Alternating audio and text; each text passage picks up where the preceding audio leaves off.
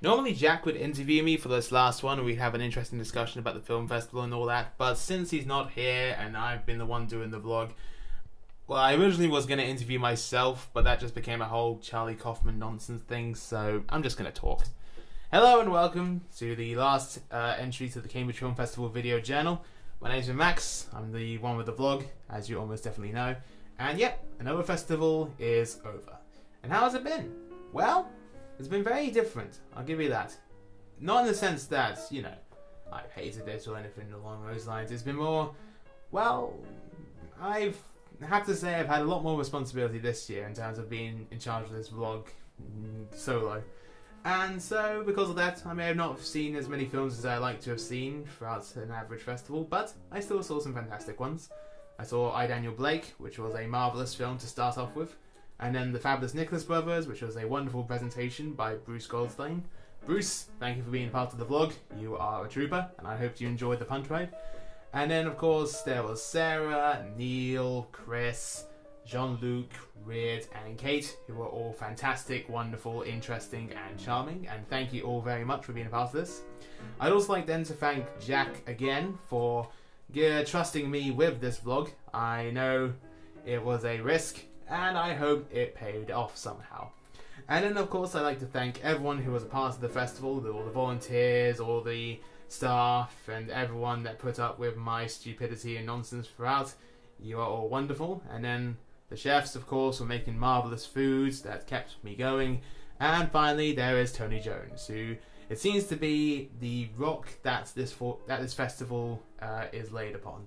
And once again has put on a marvellous programme of films and events and presentations and talks that adds an extra little bit of culture to the Cambridge scene.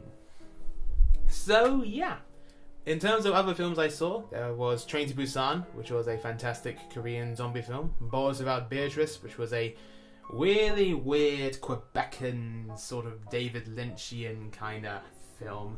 And then Mattress Men, which is by far the funniest documentary I've seen in a long time. And then there was Two Timid Souls by Neil Brand. Neil, once again, a fantastic pianist, and it was an honour to see him play once again. And then as well, there was Gog, which was absolutely ridiculous science fiction. And finally, have I missed something out? I knew I saw something else. That's the thing in these festivals. You see like so many films that they all kind of mesh into one incredibly mind-boggling mess, and you just kind of get lost in it all, which is great. This is what I love about the film festival, that you get to see so many different things, and it all just kind of like expands your mind, or just makes you think, or just makes you feel a bit mad for a good 2 hours or so. And I feel honoured to once again be a part of it. I've always loved this festival, and I've always loved the Picture House. It's been a part of my childhood, and a part of my teens, and it's been part of my general cinema education, and I hope to someday bring something to it to show at the festival as a film director, and that would be a wonderful circle of life, a Ouroboros sort of thing. So yeah. We will see what happens next year, of course. There are a few films left, in particular the surprise film, which I unfortunately can't see this year. But yeah, I'm hoping it isn't Free Fire, because if it is, then I'll just be sad. But that's the thing about the Surprise Film Festival, in particular the one at Cambridge. It's always surprising, and you have no idea what it's going to be.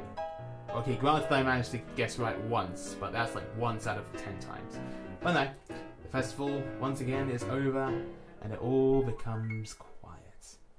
And you're not really sure where the time went, and it's almost like the calm after the storm. You kind of just, surveying the wreckage. It's nice. And then it all happens again next year, and all the madness continues, and then it all just melds into one, and then it goes on and on and on and on until the end of time, and then the only thing remains is just dust. Dust and the cinemobile which treks along the wastelands, giving culture to the culture. That was a double entendre. I made a joke. I'm going to end this now before I sound too stupid. So thank you very much for watching, and I will see you with this next year. Do subscribe to my channel if you want to see short films and other stupid shit that I do on this. And yeah, have a good night, and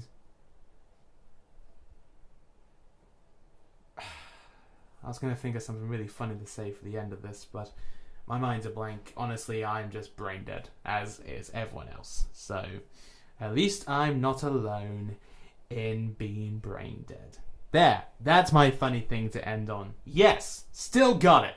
Ha!